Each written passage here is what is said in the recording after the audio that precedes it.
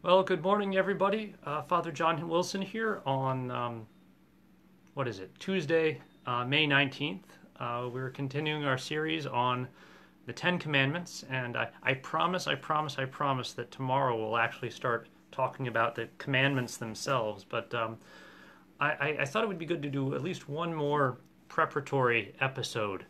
We've been talking about how God's law interacts with the machinery of the soul. And today I want to talk about this thing called conscience. Uh, Remember back in our first talk, we talked about how different kinds of law are expressions of God's eternal wisdom, and even the human conscience is takes on that aspect of a lawgiver. Um, and it's a word that's really worth understanding and defining. We all kind of know what conscience is, right? We all know that voice, right? That sometimes comes with that feeling of dread, like, oh boy, I have to do this, or maybe even afterwards when we realize that, gee, I shouldn't have done that. When we prepare to go to confession, we make an examination of conscience, and conscience is a lawgiver, but it doesn't just it's not like a computer code, right? It's possible for our will to disobey our conscience, disobey what our reason tells us is the right thing to do. So anyway, let's get a definition of conscience, and this comes right from Catechism of the Catholic Church. Where is it? Sorry for not using bookmarks here, folks. Here we go. This is paragraph 1778. Conscience is a judgment of reason, whereby the human person recognizes the moral quality of a concrete act that he is going to perform, is in the process of performing, or has already completed. In all he says and does, man is obliged to follow faithfully what he knows to be just and right. It is by the judgment of his conscience that man perceives and recognizes the prescriptions of the divine law. So right, so conscience is a kind of a sub-lawgiver under the law of God.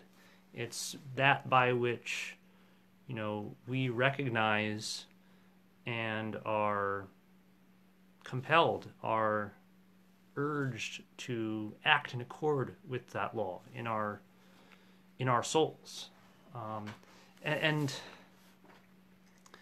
St. John Henry Newman, and he's actually quoted in the Catechism here. He goes further, and this is a really powerful quote. He says, "Conscience is a messenger of Him, God, who both in nature and in grace speaks to us behind a veil, and teaches and rules us by His representatives. Conscience is the aboriginal vicar of Christ." Now, like that's a really remarkable quote, because vicar of Christ, that's a title that we give to the Pope, the Holy Father, who is Christ's representative on earth as head of his church. And so conscience is like that in a certain sense too. And so we see the great dignity of the human conscience, that by our reasoned judgment we would participate in God's act of law-giving. So our conscience is like God's representative in every practical situation that we're in, right? Because God's law, it's binding on us, but it doesn't mention those particulars. Like, we don't read in the book of Exodus, and when you're at your office and someone brings donuts, don't eat too many donuts, right? Like that. It doesn't get us in that doesn't list out that kind of specificity, even though it implies it. Our conscience is what applies the law of God to those those practical situations. It's our responsibility to bring His wisdom to bear, out in our world. So, and that shows us our great dignity, right? That we're not slaves in the sense of that we're just supposed to keep our head down and just do what we're told. No, I mean we are heralds of God's wisdom, meant to bring His wisdom to bear out in our lives. And God wants the worship not just of our actions, but of our judgment. And even in respect to our past sins, it's an act of great dignity when we examine our conscience and confess our sins. And we go to confession, like, it's interesting, like we ourselves function kind of like as the prosecutor, saying, this person did this. Like we render right judgment about our actions, and that starts to heal the effects of our sin. So conscience is a big deal, but it's also one of the most misunderstood and twisted concepts in our moral vocabulary. You hear these Catholic politicians who have no interest in defending the rights of the unborn. And when they're called on it, like, conscience is their favorite word, right? Like, so the church says this over here, but my conscience says this, and I've got to follow my conscience. As if their conscience is giving them some kind of different information than the law of God spoken through His church. I hear sometimes, thankfully not too much, even some priests sometimes will tell people, well, here's the church's teaching, but really you've got to follow your conscience. It's like, no, like the law of God and the human conscience are not two separate things. They're different levels of participation in the one law of God.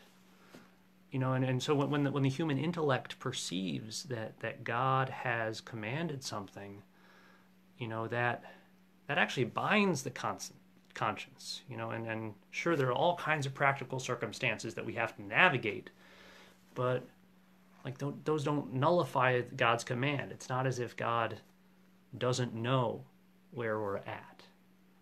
And I think people can even misinterpret this quote from St. John Henry Newman.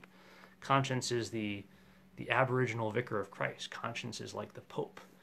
Well, and then you might say, well, I don't have to obey that Pope over there because I can obey this Pope over here. No, and in fact, that even misunderstands who the Pope is, right? Because the Pope doesn't get to decide what church teaching is, right? He's bound. When he teaches authoritatively, he is bound by the deposit of faith. He's bound by, what Christ has always given His church from the beginning. So, in our world today, the problem isn't so much that we all have, poorly formed consciences. The problem is that, so many people just don't realize what a conscience is, what it does. And there's actually a philosophical error here. And that philosophical error is like, it takes the human mind as like the starting point of all reality. I mean, this kind of goes back to René Descartes. Like the one quote everyone knows from Descartes is like, I think, therefore I am. As if like my thinking precedes my existence. No, like my existence comes from God. He's the one who made me a thinking being. Right? My thought on its own is not the starting point of reality. By the time you get to like the existentialists of the 20th century, they're starting to say like, my only dignity comes from determining my own meaning of existence, determining my own moral code. Like it's almost like I have to treat myself as like a god, or else I'm nothing. And you know, this is even for us who don't like actively follow those thoughts, like it's crept into our way of seeing ourselves. You know, even in our country, Justice Anthony Kennedy, in the decision that kind of like codified Roe v. Wade. This is the Planned Parenthood versus Casey in 1992. So like, you know, establishing our legal regime by which unborn children have no rights. He actually wrote this in a Supreme Court decision. He says, "At the heart of liberty is the right to define one's own concept of existence, of meaning, of the universe, and of the mystery of human life." Like, no, that's nonsense. That would be like to act as though I were God. No, like we receive our existence from God. We are creatures, not creators. But people think that this is what conscience is about. Conscience is the way that I, in my moral judgments, define my reality. It's like, no, we're creatures. And so yeah, conscience is our participation as rational creatures in God's good work of governing the universe. And now, like, we've got that still leaves conscience a lot of work to do, even though it's not like making up the law for itself, right? Because we've got all of these practical situations to analyze. That's kind of our job as creatures, and you know that, and so we have this great duty of forming our conscience and understanding God's law in light of what's going on day to day, and understanding what's going on day to day in light of God's law. And you know what we find, you know, sometimes, and this is an important way of, you know, forming our conscience. Like, some laws are really important, but they do admit of exceptions, and like we know which ones those are based on the nature of the law, right? So, like, it's a grave obligation for us as Catholics to go to Mass on Sunday, under all ordinary circumstances, right? But you know, if I hear someone in confession saying, well, you know, Father, I missed Mass for a couple Sundays, you know, I'll actually ask, okay, well, was there a reason for that? And sometimes the answer is, well, you know, I was stuck in bed because I was recovering from surgery. And I'm thinking, well, no, okay, I've got to form your conscience here, because like that wasn't actually a sin, right? God doesn't command the impossible. So the conscience is, you know, is going to kind of like has to judge that practical situation, right, in light of God's law. There are times when the circumstances we're in will even change the very nature of an act. Like, you know, okay, so something's left out on like a common shelf, and you take it because it's assumed it's just left out for free. And okay, then you later realize it belonged to someone else. Okay, new information, got to process this. You know, you can examine your conscience and ask, well, should I have known, or should I have suspected that this really belonged to someone else?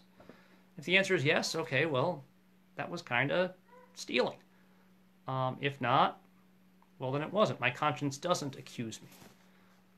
But it recognizes an obligation now to return this thing to its owner. And I think just in general too, you know, when we develop our conscience, what we're really developing is just our perception of reality.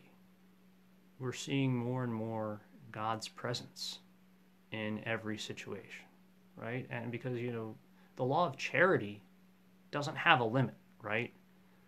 You know, and the more we see God in our world and our neighbors, we'll see those opportunities, and our conscience will push us. Say, hey, go talk to that person. Hey, you know, give this thing up for the sake of another. And like what's going on there is that we are taking on the wisdom of God.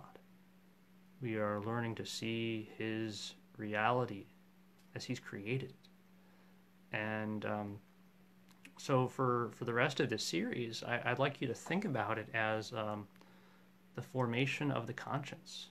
We're going to talk about God's law. We're going to talk about the Ten Commandments. And this is an adventure in starting to see the world as He sees it. This is a really good thing. So let's get excited, and I'll see you tomorrow.